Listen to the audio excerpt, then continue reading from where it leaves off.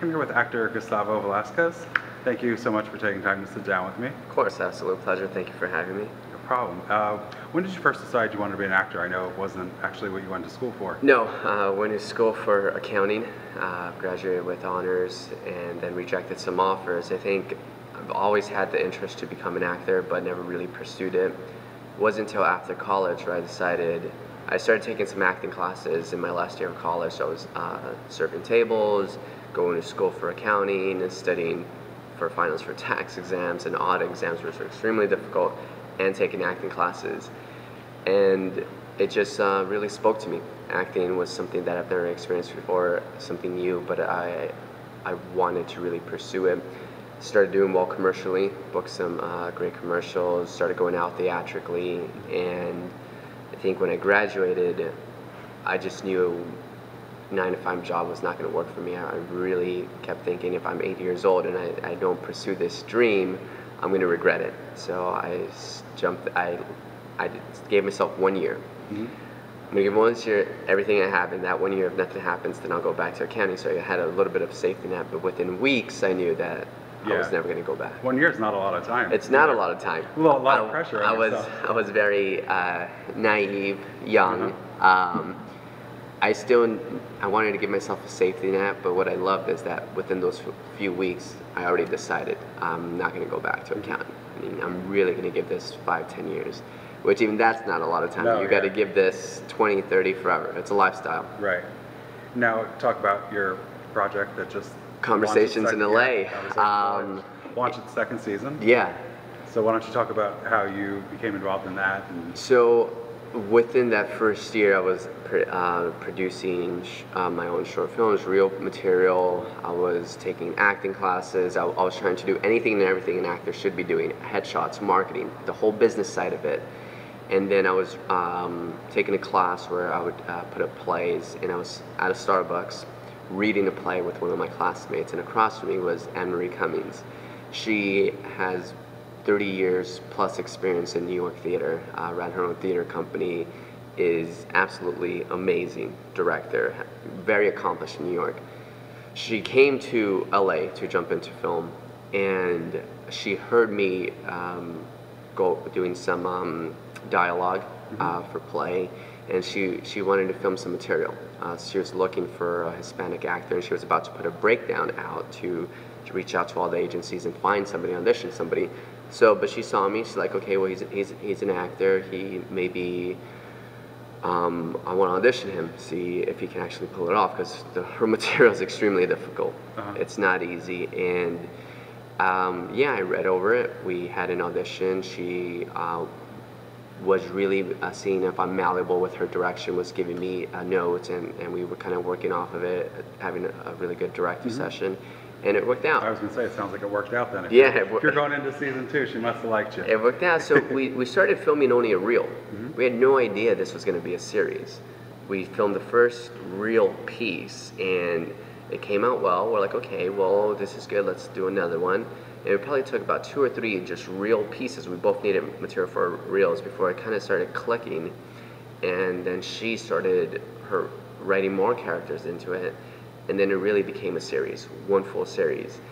Then it's definitely anti-Hollywood, the story. It's a middle-aged white woman going through a midlife crisis meets a young Hispanic millennial who's an old soul. I mean, in Hollywood, you rarely see Hispanics getting the lead of this caliber, because this story is very complex. There's a lot of layers, and it's such an amazing for me to be able to experience that.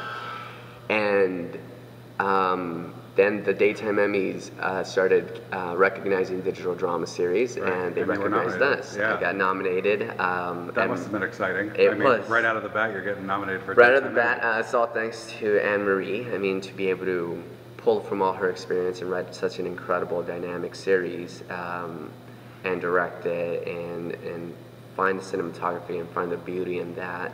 So she got one for Best Lead Actress, I got one for Best Lead Actor, and we got Benita Harbour got one for Best Supporting Actress.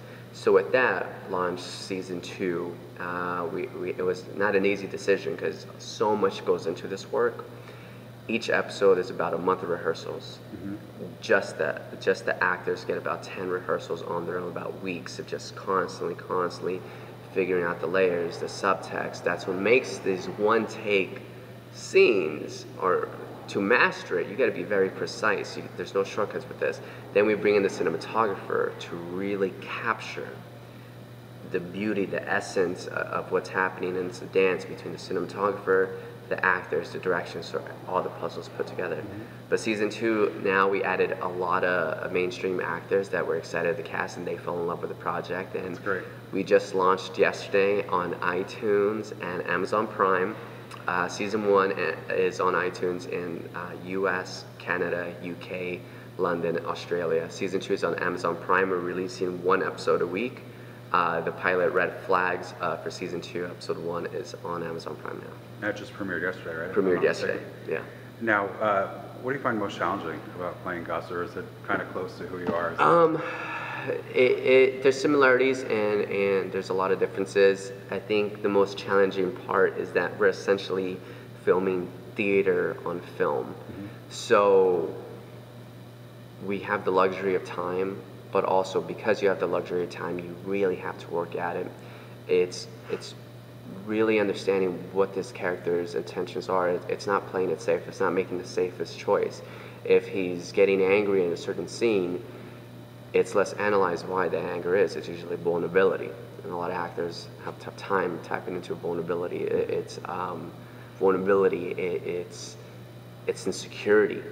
There's something in him that he's scared to want to bring out, so really uncovering that layer, and that's one layer.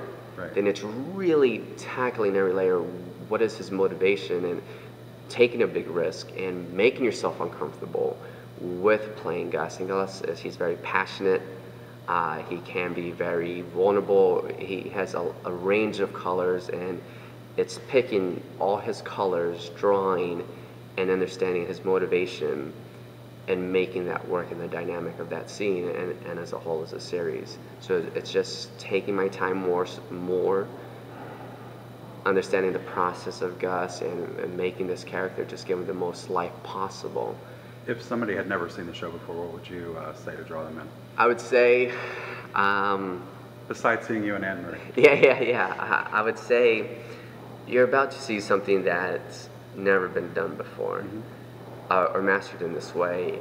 It's first of a kind, a one-take series, a full series of episodes, and you're going to see real-life conversations that you have with your friend after you go out, night in the town, you're drinking, you're trying to have fun, but then when you come home that night, when you kind of like sobered up, and then you have a real conversation with them. Or with your partner, your girlfriend, your boyfriend, whatever.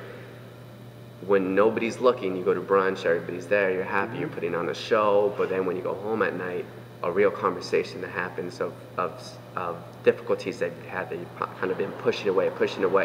This is the kind of conversation we look to capture, the uncomfortable conversations that nobody likes having but are necessary. They're usually the most heartfelt and beautiful. Mm-hmm. And it's going to be a one-take series where the camera's not going to stop moving. Right. It's going to continuously follow us, non-stop, no cuts, and you're going to see something you've never seen before. But you will be drawn in instantly. The cinematography is absolutely beautiful, and the writing's amazing. And now we mentioned that you were nominated for a Daytime Emmy. What did that feel like, being right out of the gate? And has that opened up other doors for you? It's definitely opened up a lot of doors. Being the Daytime Emmys, were extremely lucky to have them recognize us with no publicity going in. I mean, it was a long shot, but they loved the work. Anne-Marie created amazing work. And them recognizing us opens a lot. People take you seriously when you win an award. They say, okay, well, they're not just another web series. It gives you credibility. And there's plenty of web series that deserve that credibility. They just haven't had the opportunity to get that. Right. So 3 Emmys is huge. It gives us more credibility, and it allowed a lot of actors to jump into season 2. But yeah, it's an amazing honor. And now how many episodes is season 2 going to be? Season 2, it looks, not sure the final count because we're still filming. Okay. And more pop up. So we're still filming, probably going to be about 9 or 10. Very cool. And anything down the pipeline for you after filming? Or? Yeah, we're actually here in New York right now. A lot is happening with the series. We're playing big. We're not playing small anymore. We have big ideas, and we want to take this to as far as we can take it. Because we've put in the work, put in the time, and we're working extremely hard on the craft of acting. And Marie is taking it on storm on writing, directing, cinematography, producing, and driving that. And we really see this going quite. So you're just acting. You've got the easy part, right? Yeah. Meeting the challenges. Yeah. Being a producer, writer, director is not easy. No. But I'm happy to have this opportunity and out here. Kind of putting on my mini producer hat as well, assisting, learning as much as I can, and helping out. Very cool. Gustavo, thank you so much for taking time to Absolute do this pleasure. interview. Right. Thank you.